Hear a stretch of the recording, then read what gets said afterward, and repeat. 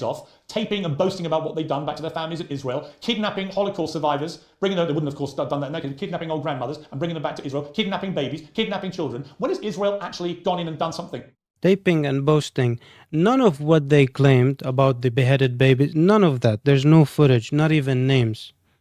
You know, they always love to like post names and pictures, and what they did in New York, like when they were asking people like, why are you taking down these pictures of the victims, and they're like, no one gave a proper answer, you know. But one of the things they were telling them, like, these are there because they can help if someone sees them, to identify them.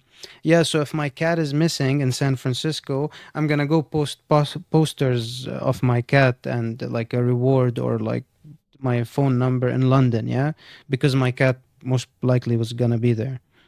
How stupid is that? How stupid is that? Now he plays the Holocaust card. Listen.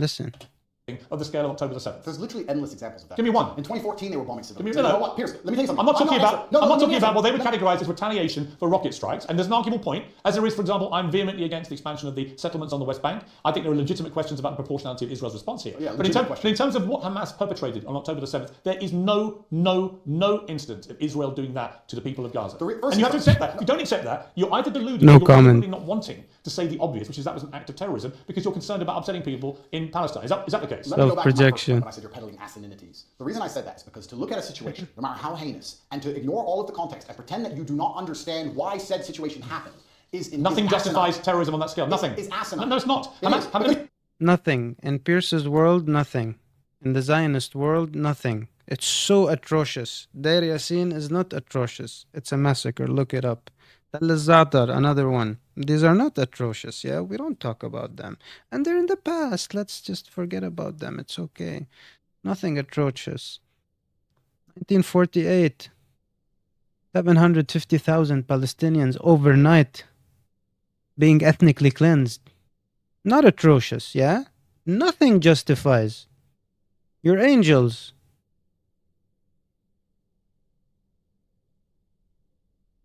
It's not about justification. Let me tell you why. It's not about justification. It's about understanding the realities of the world. Let me tell you the reality of the world. Hamas came to power in 2005. Hamas's initial founding charter wants to talk about reality. They are for the eradication of Israel. And on October the 7th, they prove what that means is they will kill every Jew they can get their hands on. They are...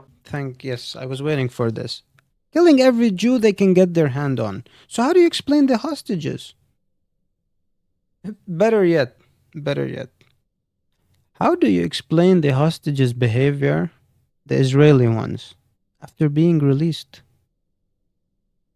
compared to the Palestinians being released from Israeli prisons? How do you explain that?